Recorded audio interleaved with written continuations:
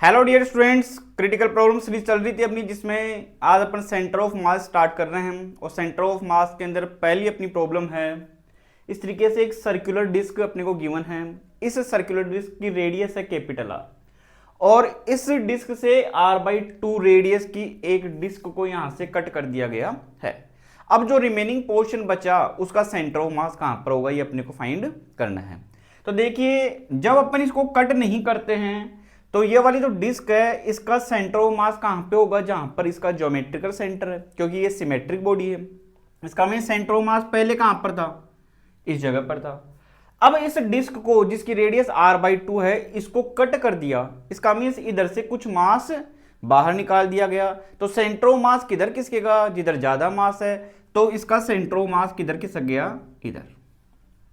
अब अपन ये देख सकते हैं कि अगर दो बॉडी जिनके मास m1 और m2 हो, और उनके बीच की डिस्टेंस अगर r गिवन हो, और m1 से अगर सेंटर ऑफ मास की डिस्टेंस x हो, तो इस x की वैल्यू कितनी होती है, m2r upon m1 plus m2।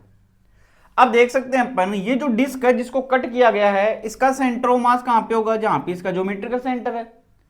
और जो ये बच गया, इसका सेंटर ऑफ मास किधर खिसक गया, यहां पर आ गया। इसको मैं C1 मान लेता हूं, इसको मैं C2 मान लेता हूं। इसको मैं इस तरीके से लिख लेता हूं, ये C1 पॉइंट हो गया, ये हो गया C2 पॉइंट हो गया। अब अपन देख सकते हैं इसकी रेडियस r/2 है। टोटल की रेडियस कितनी है, r। तो यहां से यहां तक ये भी कितनी हुई, r/2। और ये कितना खिसके इधर, तो इसको कितना मान लिया मैंने, x, जो सेंटर ऑफ मास की डिस्टेंस है। तो अपन ये लिख सकते हैं कि C1 और C2 के बीच की डिस्टेंस है वो कितनी हुई, x प्लस r/2। अब यहां पर ये जो मास है C1, जहां पर मास है वो तो किसका है, m रिमेनिंग, यानी जिसको अपन ने कट कर दिया, उसके बाद में जो बचा उसका मास है। और C2 पर किसका मास है, जिसको अपन ने कट किया है। और यहां से अपन देख सकते हैं कि जब m1 से सेंटर ऑफ मास की डिस्टेंस निकालनी हो x, तो सामने किसका मास रखते हैं, m2 का, ऊपर सामने वाले का मास रखते हैं। अब यहां पे सामने कौन सा है, जिसको कट किया गया है, तो इसका मास अपने को निकालना पड़ेगा। तो जिसको अपन ने कट किया है उसका मास कैसे निकालेंगे अपन, टोटल का मास कितना मान लेता हूं मैं, m, इस टोटल डिस्क का। तो टोटल डिस्क का एरिया कितना होगा, πr²। तो πr² का कारण कितना मास होगा, m अपॉन πr²।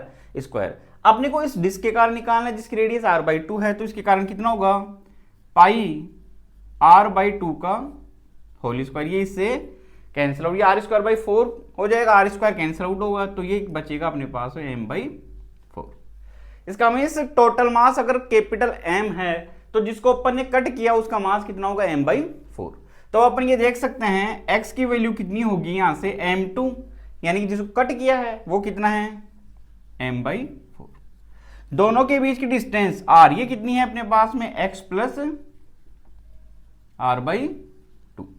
और नीचे क्या है, m1 प्लस m2, यानी टोटल मास। टोटल मास कितना माना है अपन ने, कैपिटल M, की इससे कैंसिल आउट हुआ। तो ये बन जाएगा यहां से 4x इक्वल टू कितना हुआ अपने पास में, x plus r/2। 3x equal to हो गया r/2। तो x की वैल्यू कितनी निकल के आई अपने पास में, r/6।